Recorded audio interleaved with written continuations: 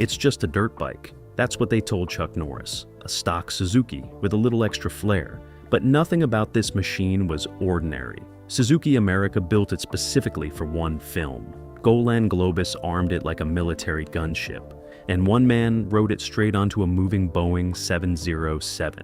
These are 20 hidden secrets about Chuck Norris's Delta Force bike. And the bonus fact at the end will blow your mind. Saddle up. We're counting down. Fact 20. Suzuki built this bike just for Chuck.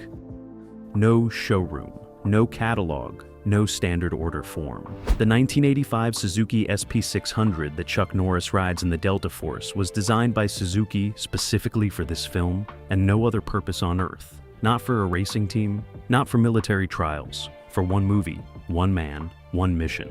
Suzuki America custom-engineered the frame, modified the suspension, and handed the finished machine over to Golan Globus Productions before a single frame of film had been shot. And think about what that means. A major motorcycle manufacturer poured engineering time and factory resources into a bike that existed purely to look dangerous on camera. It wasn't a rental. It wasn't a prop bike dressed up with gaffer tape and wishful thinking. It was a bespoke, purpose-built machine dropped into the Israeli desert and pointed at terrorists. No other production motorcycle in the history of Canon films received that level of manufacturer investment. Suzuki didn't lend the bike, they gave it. That single fact changes everything you think you know about this machine's origin story. Most action movie bikes are borrowed. This one was born for the role. Fact 19. The weapons were engineered in from day one. Here's what most people assumed. They assumed some prop department stapled a few rocket tubes to an off-the-shelf dirt bike and called it done. Wrong, completely wrong. The weaponry on this motorcycle was part of the design from the very beginning. Forward-mounted rockets, side-mounted submachine guns, rear-mounted mortar launchers. Every single weapon system was engineered into the bike's structure before filming began in Israel in October of 1985. The prop and armament teams didn't bolt things on at the last minute. The weapons were integrated, structurally incorporated. The bike's modified frame had to support the additional weight and clearance of 3 separate weapons platforms without throwing off Norris's ability to maneuver at speed. That is not a simple engineering task. The rear mortar launcher alone required the frame geometry to be adjusted to prevent the exhaust and launch trajectory from conflicting with each other. This wasn't movie magic. This was precision fabrication, planned months before the cameras rolled, designed to make one man look like a one-man army on 2 wheels. 3 weapons, 1 frame, 0 compromise. Fact 18. The Israeli desert was the real test track.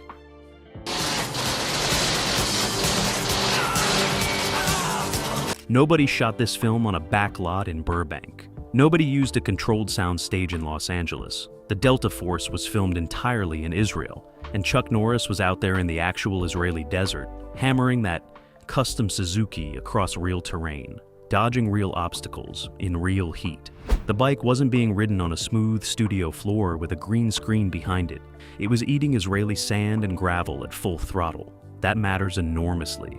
The terrain shaped every decision about suspension tuning and tire selection. Softer, looser ground required a specific setup that you simply wouldn't need on a sealed road or a controlled studio surface. The production ran an authentic dirt bike over authentic Middle Eastern terrain, which means every mechanical decision about that motorcycle had real-world consequences baked into it from day one. Ben Gurion International Airport gave up weeks of operational space for production.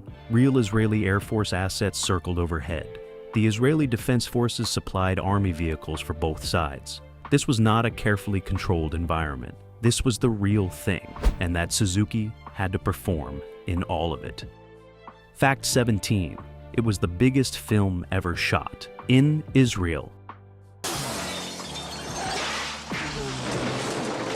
Scale matters when you're talking about vehicles, and the scale of the Delta Force was extraordinary. Canon Films invested $10 million in this production, making it the largest film ever shot in Israel at the point of its release. Over 200 crew members were employed. Approximately 1,000 extras were hired.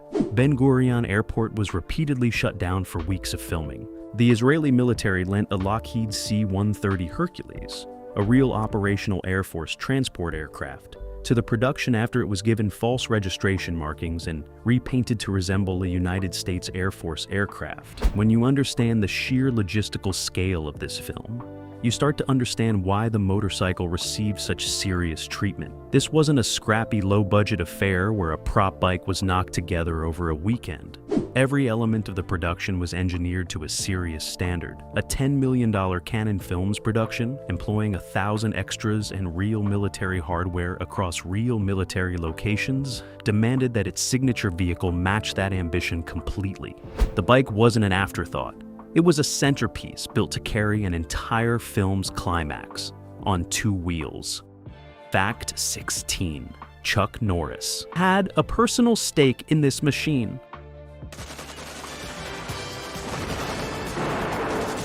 This wasn't just another paycheck vehicle. Norris came up with the original story idea for the Delta Force out of genuine personal frustration.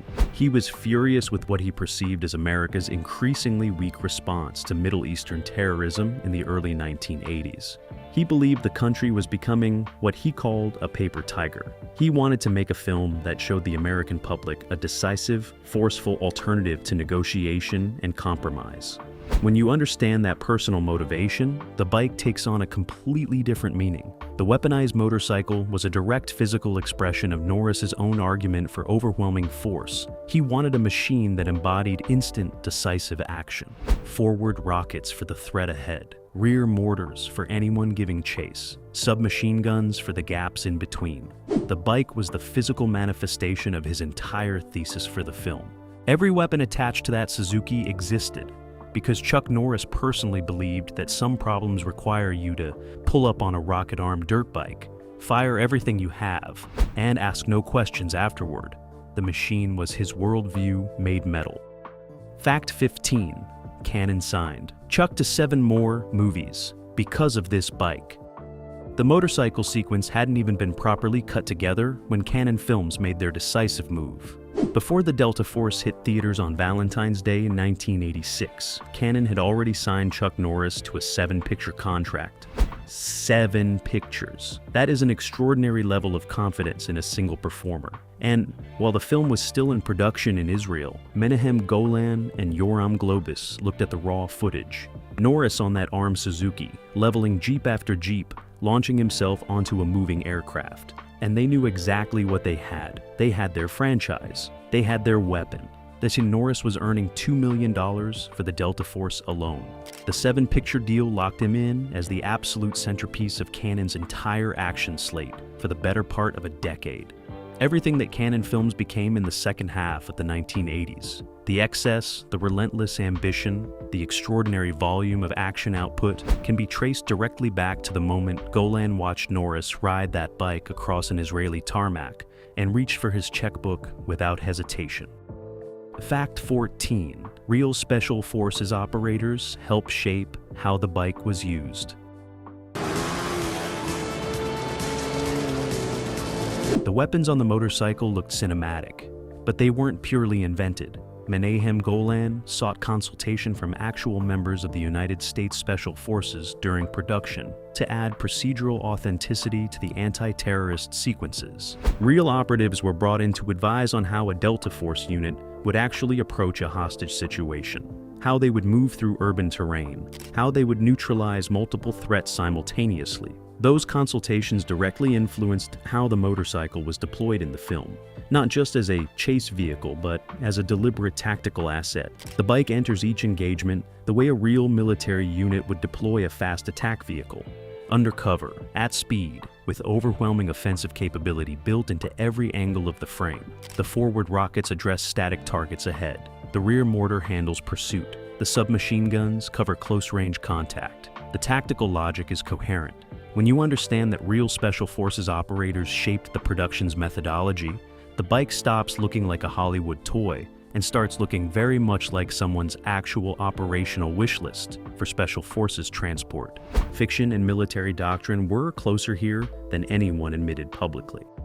Fact 13. The bike arrived in Israel before the cast. Did here is a detail that almost nobody knows, and it says everything about how seriously this machine was taken. After Suzuki America finished modifying the motorcycle and integrating the weapons platforms, the bike was shipped directly to Israel before the cast arrived on location. Golan Globus took possession of the machine in Israel prior to the start of principal photography in October of 1985. That means the production team had weeks, possibly longer, to work with the bike on location before Norris ever threw a leg over it. They tested it on Israeli terrain. They calibrated the prop weapons for camera visibility. They mapped out exactly how the vehicle would be used in each sequence. Production designer Luciano Spadoni and his team had time to assess how the machine looked on camera in the specific harsh light conditions of the Israeli desert. Cinematographer David Gerfinkel could plan his shots around the bike's silhouette before the chaos of principal photography began. Most movie motorcycles arrive on set the morning they're needed. This one showed up weeks early and received the full location scout treatment afforded to a lead actor. Fact 12. The silhouette shot was deliberately constructed as an icon. Critics disagreed on almost everything about the Delta Force, but one image stopped reviewers cold: Norris, on the bike, silhouetted against the rising Israeli sun. Director Menahem Golan, himself born in the Israeli city of Tiberias, knew exactly what he was doing with that image. He wasn't just shooting an action setup. He was constructing a cinematic icon with a specific political weight behind it. The silhouette works because of the modified Suzuki's unique physical profile. The forward rocket tubes extend beyond the handlebars.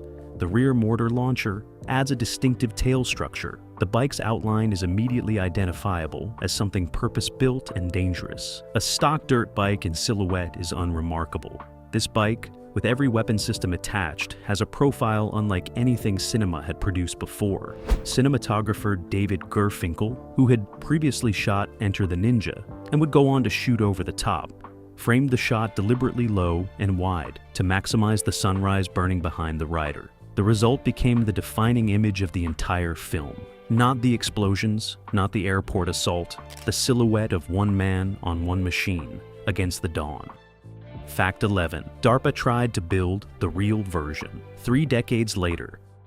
The bike didn't just entertain audiences in 1986. It planted a seed in the minds of real military planners that took nearly 30 years to germinate. In April of 2014, the Defense Advanced Research Projects Agency, DARPA, awarded funding to military contractor Logos Technologies to develop what they called a stealth dirt bike for special operations forces. The project was named Silent Hawk. It was designed as a hybrid electric motorcycle capable of running on 3 different fuel types: gasoline, diesel, and JP8 jet fuel. The combustion engine handled long-distance ground coverage. The electric drive mode enabled a silent approach on target. The Silent Hawk was intended for exactly the kind of rapid, low-signature infiltration and attack missions that the Delta Force Suzuki had dramatized on screen. DARPA's program documentation explicitly acknowledged the cultural footprint of armed military motorcycles in American action cinema. Real defense funding, real engineering contracts, all traceable back to one Canon Films prop bike from 1985. Chuck Norris Suzuki didn't just destroy Jeeps on screen, it quietly rewrote what the American military imagined was possible on 2 wheels. Fact 10. The film's score made the bike scenes immortal. You cannot separate the bike from the music. Composer Alan Silvestri, who the same year scored Back to the Future, wrote a driving, propulsive electronic theme for the Delta Force that became inseparable from the image of Norris on that Suzuki. The score is relentless, heroic, almost absurdly triumphant. Every time the bike appears on screen, Silvestri's brass and synth combination hits like a second engine firing beneath the chassis. The music doesn't accompany the motorcycle sequences. It amplifies them into something far larger than the action on screen. Gene Siskel of the Chicago Tribune awarded the film 1 star, but still wrote that the score elevated the absurdity into something you couldn't look away from. The theme became so culturally embedded that ABC Sports adopted Silvestri's Delta Force composition as the introduction music for their Indianapolis 500 broadcasts from 1988 all the way through 1998, and again in 2001. A dirt bike chase theme from a Canon Films action movie became the sonic backdrop for one of the most prestigious motorsport events in the world. That is an extraordinary second life for a motorcycle sequence score. Fact 9. Charles Bronson was supposed to ride that bike. Here's the version of history nobody saw. The Delta Force was originally conceived as a two-hander, starring both Chuck Norris and Charles Bronson. Bronson dropped out of the project due to a prior commitment to Act of Vengeance in 1986. Lee Marvin stepped in as the replacement on August 1st, 1985. But consider what was lost, or rather, what was changed, by that single casting departure. Bronson's physicality was different from Norris's. His screen persona was darker, slower, more menacing. The motorcycle sequence as written for a Norris-Bronson dynamic would have played entirely differently. Norris alone on the bike became an uncomplicated one-man American force of nature. Bronson on that machine would have carried an entirely different energy. Darker, more brutal, less triumphant.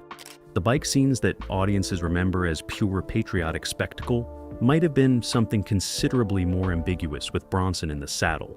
Director Joseph Zito, who had directed Norris in Missing in Action, was also originally attached before Golan took over directorial duties himself. Every creative departure altered the bike's destiny. Fact 8. Chuck Norris's real son was on set during the bike sequences. The production of the Delta Force was a family affair in ways that went beyond creative collaboration.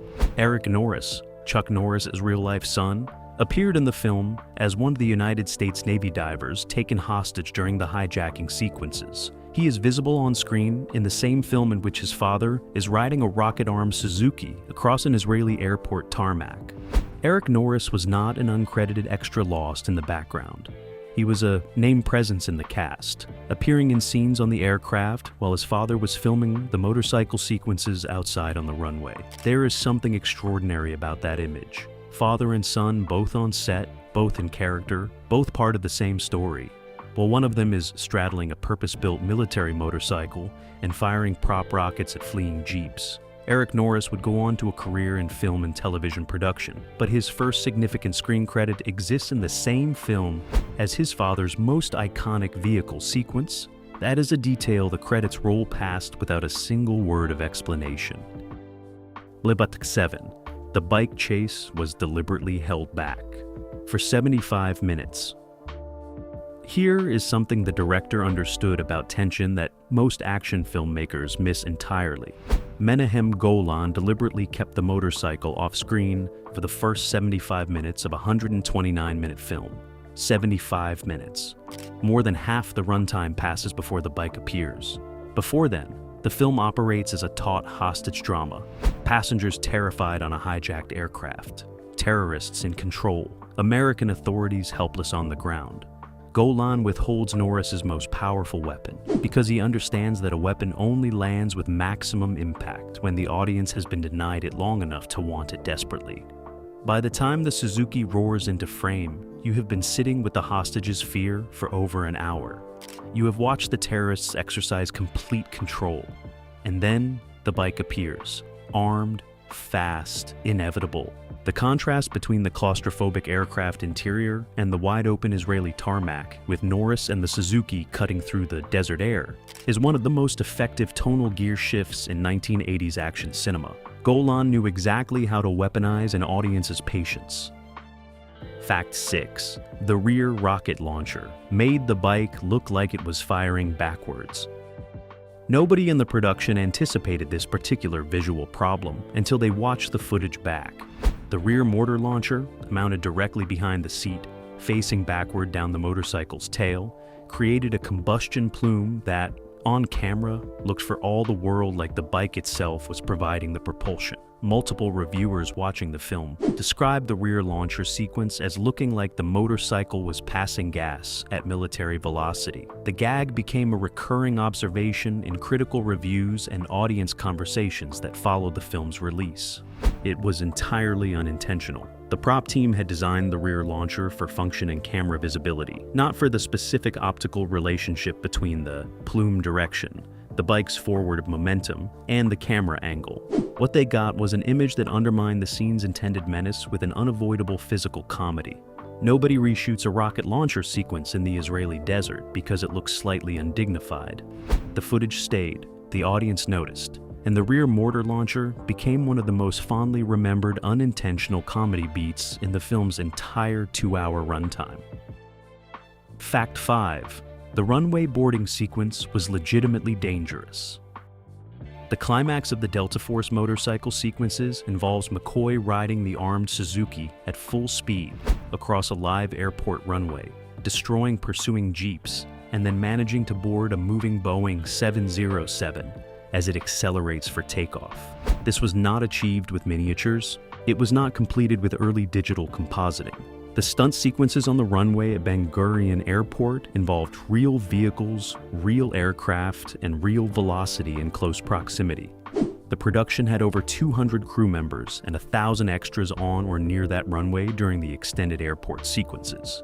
Stunt coordination in that environment, with practical explosions, moving aircraft, armed motorcycles, and chase vehicles all operating simultaneously on real airport tarmac, required a level of logistical precision that pushed the boundaries of what Canon films had previously attempted. One reviewer, writing about the finished film, noted half in jest that an undetermined number of stunt performers must have been in genuine danger during the airport sequences. He wasn't entirely wrong. The runway boarding remains one of the most practically ambitious action sequences that Canon films ever committed to on camera. Fact 4. The bike's design directly influenced subsequent Canon productions. The armed motorcycle didn't disappear when the Delta Force wrapped. Its design logic, a stripped-down, fast attack vehicle carrying disproportionate offensive firepower, became a visual template that Golan Globus referenced repeatedly in subsequent Canon productions throughout the late 1980s. The Delta Force Commando films that followed, along with various other Canon action properties, returned again and again to the concept of a lightweight vehicle carrying weapon systems far beyond its apparent category. The dune buggies and modified jeeps of later Canon productions carried the same DNA as the SP600. The idea of weaponizing mobility, of taking something designed for agility and bolting military-grade destruction onto it, became a recurring Canon aesthetic signature. You can trace it forward through the studio's output across the decade. Other studios noticed too. The armed vehicle concept, executed with practical stunt work on real terrain, influenced how action directors thought about their climactic sequences in the years that followed the Delta Force's commercial success. The bike was a template, and Canon used that template until the studio itself ran out of road. Fact 3. The movie was shot in 55 days on a war-era schedule. The Delta Force didn't have the luxury of an extended production schedule. Golan Globus drove the film through principal photography in approximately 55 days, a pace that bordered on the punishing, given the scope of what they were attempting. The airport sequences alone required coordination of military aircraft, hundreds of extras, live pyrotechnics, and a custom motorcycle performing stunt sequences across active tarmac. All of it was compressed into a shooting schedule that left no room for significant reshoots or leisurely problem solving. When the rear mortar footage came back looking unintentionally comedic, there was no time or budget for a do-over. When a stunt went wrong, the production moved on. This relentless pace is part of what gives the Delta Force its raw, propulsive energy. But it also means the bike sequences were planned, executed, and locked in under extraordinary time pressure. The fact that the Suzuki had been delivered to Israel weeks before shooting suddenly makes complete sense. Pre-production time on the bike was the only luxury the production allowed itself. Once cameras rolled, the schedule dictated everything. The bike had to be right before the chaos started. Fact 2. The film reignited the public's fascination with real Delta Force operations. When the Delta Force hit theaters in February of 1986, it arrived at a moment of genuine public anxiety about American vulnerability to terrorism. The real-life hijacking of TWA Flight 847 in 1985, the event that directly inspired the film, was still fresh in the national consciousness. Golan and Globus understood that they weren't just making an action film. They were making a wish fulfillment fantasy for an audience that had watched the real events unfold on television and felt powerless. The motorcycle sequences carried that psychological freight. Every rocket the Suzuki fired at a terrorist jeep was the answer audiences wanted to the real events they had helplessly witnessed on the news. The film debuted at number 3 at the United States box office and earned $17 million domestically against a $10 million budget. The armed motorcycle wasn't just a stunt vehicle in a Canon film. It was the physical embodiment of a national mood. It spoke directly to an audience that had been told for years that force was not the answer. Chuck Norris on that bike told them something very different. Fact 1. The bike became a symbol that outlived the film by decades. 40 years on, the Delta Force is a cult film. It is not screened in film schools, it does not appear on prestigious retrospective lists. But that bike, that armed, purpose-built Suzuki SP600 with its forward rockets and rear mortar, refuses to fade. It appears in retrospectives on 1980s action cinema. It is referenced in military technology journalism. It inspired a real DARPA development program. Its image circulates continuously across film enthusiast communities who weren't even born when Golan shouted cut for the last time on that Israeli runway. A motorcycle built specifically for a single Canon Films production, given to the production by its manufacturer, ridden by one actor across the desert outside Tel Aviv, has become a persistent cultural artifact that no sequel, remake, or franchise continuation has managed to replicate or replace. The original Delta Force never returned. The sequels abandoned the bike entirely. Nothing that followed came close to recapturing what that single vehicle achieved in the film's final 45 minutes. Some machines define their moment so completely that nothing that comes after them can touch it. That Suzuki is one of them. From a Suzuki built by its own manufacturer for a single film, to a military concept that DARPA tried to turn into reality 3 decades later. The Delta Force bike is one of the most extraordinary vehicles in action cinema history. Which secret blew your mind the most? Drop it in the comments below. If you want more hidden secrets from legendary movie vehicles, smash that subscribe button. We've got 20 more coming your way. Thanks for watching. Stay dangerous.